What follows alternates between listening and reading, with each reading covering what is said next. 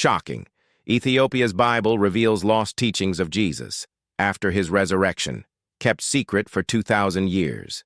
Ethiopia's Bible reveals what Jesus said after his resurrection, hidden for 2,000 years. High in the mountains of Ethiopia, tucked away in ancient monasteries, lies one of Christianity's most profound and untouched treasures, manuscripts that have been preserved for nearly 2,000 years.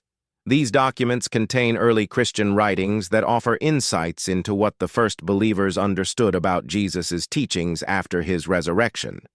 Unlike the New Testament we know, these manuscripts provide eyewitness interpretations, commentaries, and sermons that reveal teachings the rest of the world has never seen. Today, we're delving into these hidden texts and what they reveal about the risen Christ. And trust me, these findings will reshape your understanding of the resurrection.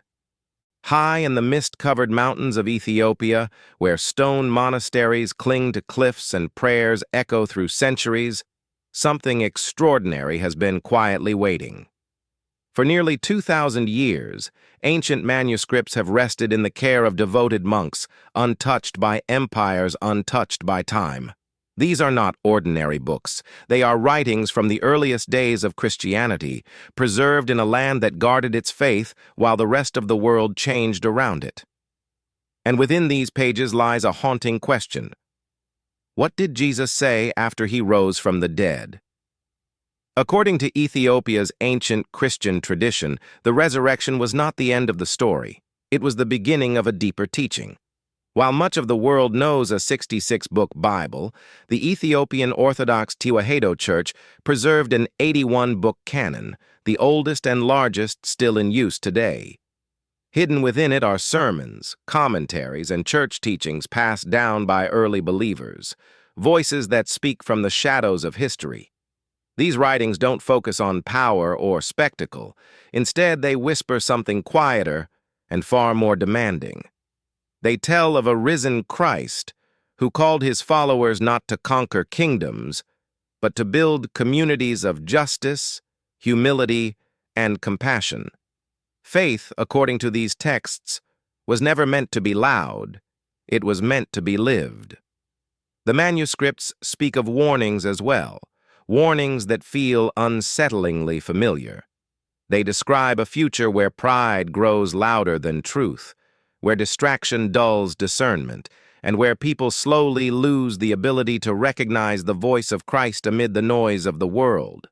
The greatest danger, they say, is not persecution, but distraction. True faith, these writings insist, requires stillness, the ability to listen, the courage to endure quietly when the world rewards spectacle and noise. Again and again, Ethiopian Christian texts return to one theme: endurance. Not dramatic suffering, not public displays of holiness, but humble perseverance, serving faithfully, loving steadily, and holding firm when no one is watching. They warn against hypocrisy, especially among religious leaders who appear holy while exploiting others, echoing Jesus' own sharp rebukes in the Gospels. They also offer a striking vision of the human soul. The body, these texts say, is like a garment, temporary and fragile. The spirit, however, is eternal. Death is not an end, but a passage, a moment when the soul moves closer to God, awaiting resurrection and restoration.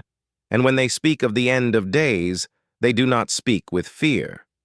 In Ethiopian Christianity, the return of Christ is not chaos. It is healing, not destruction, but restoration. Light overcoming darkness. Justice finally fulfilled. Perhaps one of the most powerful teachings found in these manuscripts is the call to spiritual hearing, the ability to recognize Christ's voice even when the world is loud, confusing, and divided. The monks believed that as noise increases, discernment fades, and only those who learn to listen deeply will recognize truth when it speaks softly. These ancient Ethiopian writings are not relics of a forgotten faith. They are a living tradition, one that invites us to see the resurrection not only as a moment in history, but as a lifelong calling, a calling to endure, to love quietly, to listen carefully, and to remain faithful even when the world grows loud. Nearly 2,000 years later, their message still waits for those willing to hear it.